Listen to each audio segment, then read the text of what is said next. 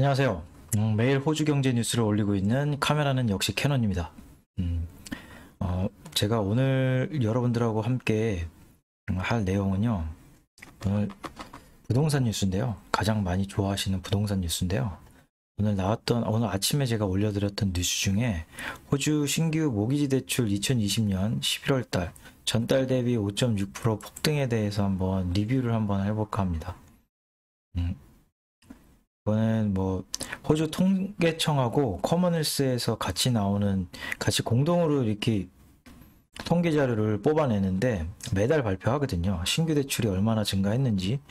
아무래도 이제 제가 가장 부동산에서 가장 심도 있게 가장 중점적으로 보는 통계 자료가 이런 신용 성장입니다. 신용 성장. 얼마나 성장했는지, 대출을 얼마나 받았는지. 아무래도 대출을 얼마나 받았는지를 알아야 이게 주택 가격이 얼마나 상승할지를 미리 이렇게 가늠해 볼 수가 있으니까요. 그 주택 가격이 오른다 내린다를 가늠할 수 있는 가늠자가 아닌가. 그래서 가장 중요하게 제가 보는 자료 중에 하나입니다. 매달 나오고요. 통계청에서 보고서가 이제 커먼웰스에서 나와갖고 제가 그걸 한번 리뷰를 해드릴게요. 잠시만요. 예, 이거는 커먼웰스에서 나온 보고서인데요. 1월 15일 날 어제 나온 뉴스죠. 어제 나온 뉴스의 그 보고서 자료입니다. 그러니까 Record Home Loans and Mortgage Size 역대급으로 주택 대출이 증가했고 그 다음에 모기지 사이즈가 역대급을 찍었다. 그런 내용이거든요. 밑에 이제 그래프를 먼저 보실게요. 그 그래프를 보시면 레코드 홈 랜딩 역대급 주택 대출 이거는 매달 이 밑에 이제 조그만한 점선이 이렇게 보이시죠? 매달 이렇게 얼마를 대출을 빌렸는지를 나타내는 건데 신규 모기지 대출인데 투자용 대출은 빼고요. 거주자용 대출을 얼마를 받았는지를 이렇게 나타내는 겁니다. 매달. 이게 한 160억 정도를 넘어섰고 200억에는 아직 못 미치니까 이제 위에 내용을 보면 5.5%가 증가를 했고 180억 정도 되네요. 그러니까 18 빌리언 달러를 모기지 대출을 받아가지고 거주자들이 집을 샀다라는 얘기입니다. 옆에 이제 내용은 레코드 모기지 사이즈인데 average new home loan to buy existing home이네요. 그러니까 평균 신규 대출이 기존 주택을 샀을 때 얼마를 빌렸는지를 나타내는 겁니다. 11월 달에 얼마를 빌렸냐면 50만 불을 넘어섰다. 그러니까 전국적으로 50만 불을 빌려서 기존 주택을 산 겁니다. 호주인들이. 각 주별로 보면은 이제 확실히 알 수 있는데요.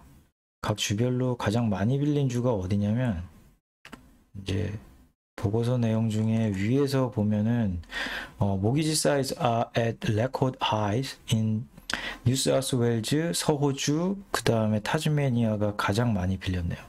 역대급으로 가장 많이 빌렸네요. 그러니까 이 각 주별로 이제 보면은 평균 모기지 사이즈거든요. 얼마나 빌렸는지. 근데 기존 주택을 실거주자가 얼마나 빌렸는지 작년 11월 달에 얼마를 빌렸는지를 나타내는 도표입니다. 이거는 호주 전체적으로는 52만 8,800불을 빌렸고요. 평균적으로.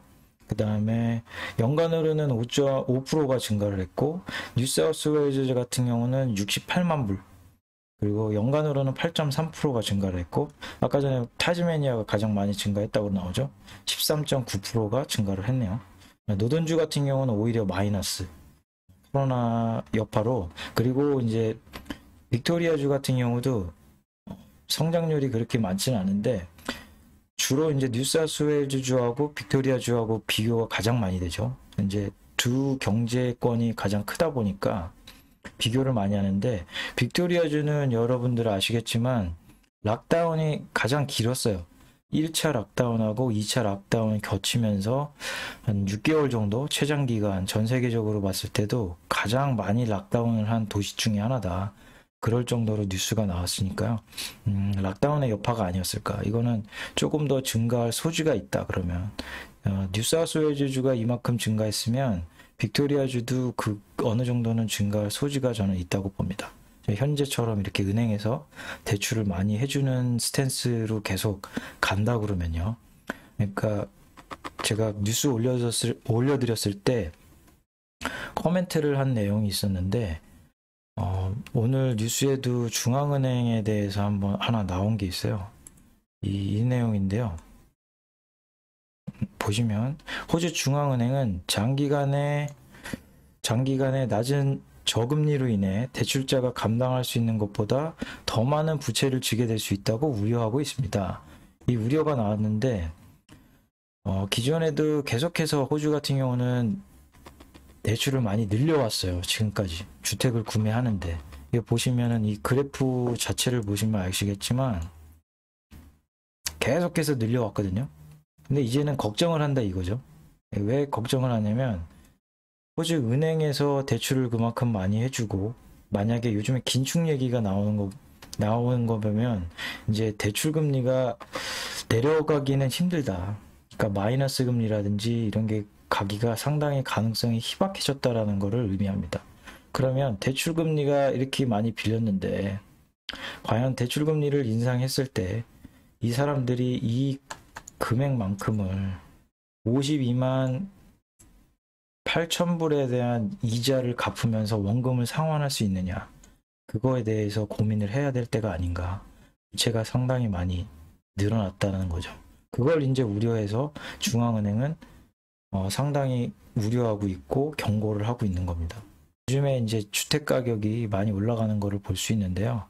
어디나 이제 중앙은행이 저금리를 하고 그 다음에 돈을 계속 풀다 보니까 유동자금이 실물자산 쪽으로 가면서 인플레이션을 끌어올리는 그런 형태가 지금 나타나고 있습니다.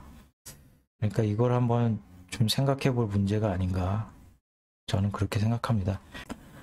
Value of all home loans인데요. 그러니까 신규 대출의 전체 증가율을 작년 11월 달에 10월부터 11월 달에 증가율을 나타내는 겁니다. 전체 호주 주택 대출의 증가율이 10월 달부터 11월 달까지 달로 봤을 때는 5.6%가 증가를 했고 연간으로 대비했을 때는 23.7%가 증가했습니다. 실거주자는 5.5%가 증가했고 연간으로 30%가 증가했고 투자자용 주택대출은 6%가 증가했고요.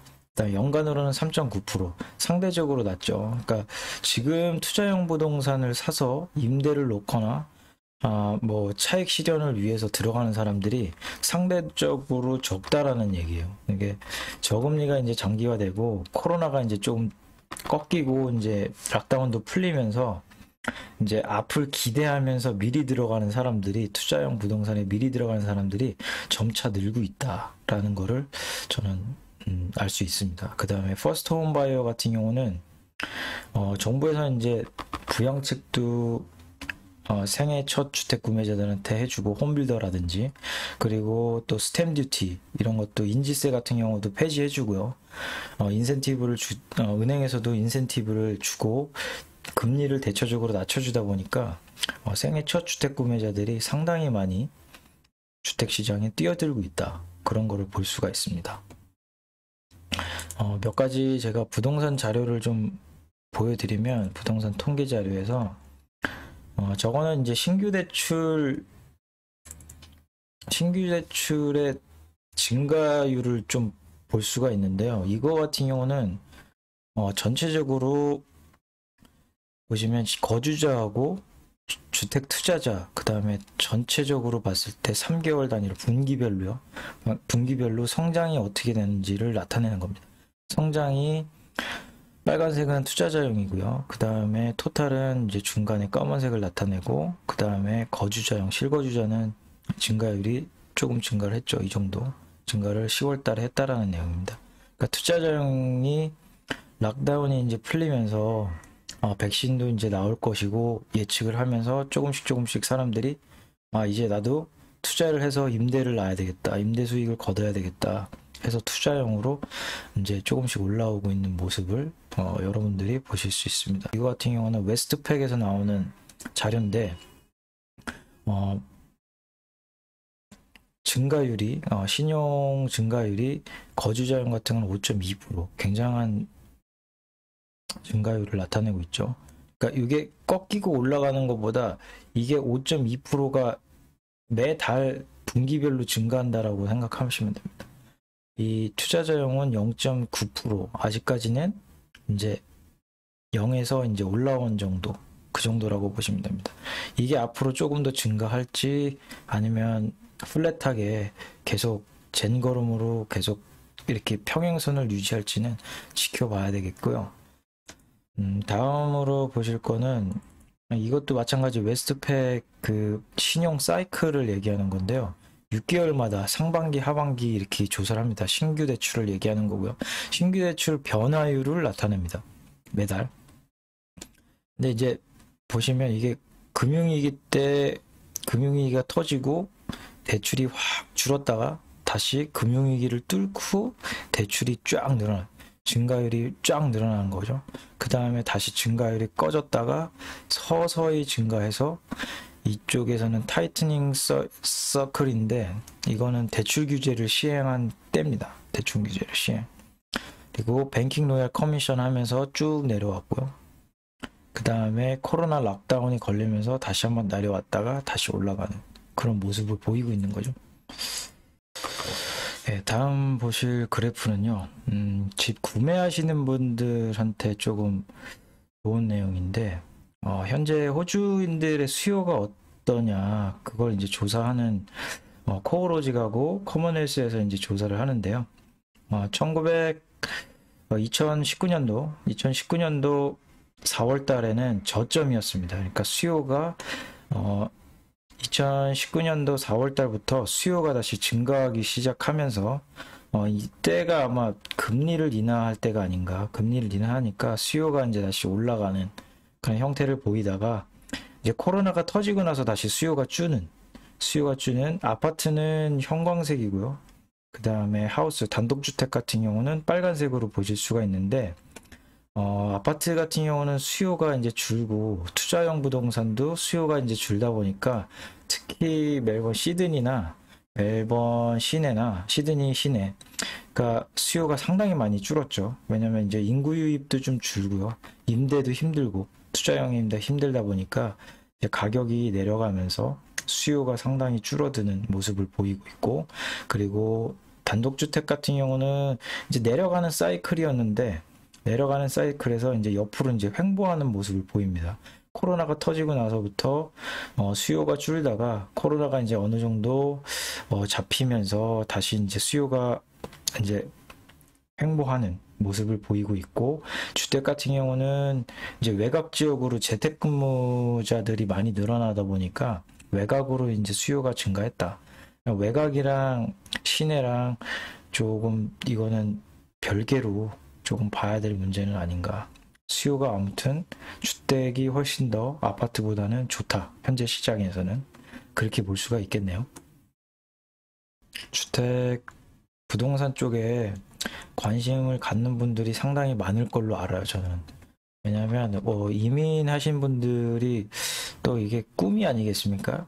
타지에 와갖고 내 집장만 하는 게 정말 꿈인데 호주 멜번이나 시드니나 호주 부동산 가격이 정말 비쌉니다. 정말 비싸요. 여러분들도 돌아다녀 보시면 아시겠지만 중간 가격이 형성되어 있는 가격이 60만 불짜리도 많이 있고요. 그 다음에 이건 좀 살만하다. 정말 예쁜 집이다. 괜찮다. 그런 집들은 거의 밀리언 단위, 10억 단위가 넘어가다 보니까 처음에 이민자분들이 여유 있게 오시는 분들보다는 저는 조금 더 여유가 없게 오시는 분들이 저는 많다고 생각을 하거든요. 그러니까 물론 이제 그분들 개중에는 또 여유가 있게 한국에서도 꽤 많은 돈을 가지고 오시는 분들도 있겠지만 호주에 정착하시는 분들은 정말 맨 땅에 헤딩하시는 분들이 저도 제가 느끼기에는 상당히 많아요. 근데 이제 내 집장만을 하고 싶다라는 분들이 수요가 워낙에 많다 보니까 좀 잘 골라야 되지 않을까. 사이클이 어떻게 되는지 그다음에 부동산 정보를 얻을 데가 없어서 많이 힘들어 하시는데 저는 최대한 제 블로그에 오시는 분들 중에 부동산 뉴스를 가장 많이 보세요. 그리고 연령대로는 30세에서 60대가 가장 많이 제 블로그를 찾아와 주시거든요. 그러니까 관심사가 아무래도 부동산 쪽에 많이 쏠리다 보니까 제가 부동산 뉴스라든지 보고서라든지 이런 거는 꼭 빠지지 않고 제가 올려드리고 있습니다. 오늘은 이렇게 제가 뷰를 해드렸는데 조금 조심할 요지가 요즘 나오고 있다. 긴축에 대해서 말이 많다 보니까 이런 거를 좀 생각을 하시면서 좀 대출을 좀 적게 받고, 그 다음에 모기지 파워라고 그래갖고 모기지 파워를 조금 내가 어느 정도 빌릴 수 있는지를 은행 가갖고 좀 정보도 많이 얻으시고요. 그 다음에 전문가분들하고 상의하셔서 좋은 집을 구매하셨으면 좋겠고, 그 다음에 대출은 되도록이면 앞으로 금리가 인상될 거를 좀 감안하셔가지고 집을 구매하셨으면 저는 하는 바람입니다. 최대한 대출을 많이 땡기시면 나중에 인상됐을 때 혹시라도 문제가 생길 수 있으니까 조심하시기 바랍니다. 예, 마지막으로 제가 추천 영상을 하나 추천해드리면, 제가 올려드리기도 했는데 2018년도 9월 달에 제가 올려드렸더라고요. 9월 달에 올려드렸는데 이게 영상이 삭제가 되면서 유료로 전환돼 가지고 저도 볼 수가 없었다가 다시 이제 리얼비전에서 올해 1월 달에 다시 한번 올려줬거든요. 그래서 한번 다시 봤는데 봐도 너무 재밌습니다. 영어 과정은 어렵더라도 보시면서 한 1시간 이후부터 보시는 걸 제가 추천해 드리거든요. 그러니까 이 가치 투자자가 생각하는 호주 부동산하고 캐나다 부동산을 어떻게 생각하는지, 그거에 대해서 지금 나온 얘기입니다. 근데 요지는 이겁니다. 그러니까 지금까지 이 늘어난 신용을 과연 호주인들이 갚아나갈 수 있느냐, 그거에 대한 의문을 이제 제기하는 거고요. 그거는 저도 그 생각이 너무 비슷합니다. 그러니까 앞으로 호주 경제를 봤을 때 과연 이걸 갚아나갈 수 있는 능력이 될까? 이렇게 늘어난 부동산을 여전히 계속해서 이렇게 부채를 늘리고 있는데, 이걸 과연 가격이 빠졌을 때 이 충격이 과연 어느 정도까지 호주에 올 수 있느냐, 그거에 대한 내용이니까요. 그걸 한번 생각해 보시면서 이 영상을 한번 보시는 걸 꼭 추천드립니다. 오늘은 영상을 여기까지 마치고요. 앞으로도 그 뉴스라든지 그 다음에 보고서라든지 이런 게 나오면 제가 리뷰를 계속해서 해드릴 예정이고요. 오늘 시청해 주셔서 너무 감사드립니다. 그리고 보고서에서 나오는 내용이나 뉴스가 경제 용어도 많고 상당히 어려운 부분이 많은데요. 또 찾아보시면서 또 그런 재미도 한번 저는 느껴보시면은 훨씬 더 재밌지 않을까. 경제를 보는 눈이 훨씬 더 트이지 않을까. 물론 저도 아직 아마추어이지만 저도 계속 공부를 해나가는 입장이니까요. 같이 한번 배워보는 입장에서 열심히 하겠습니다. 오늘 시청해 주셔서 너무 감사합니다.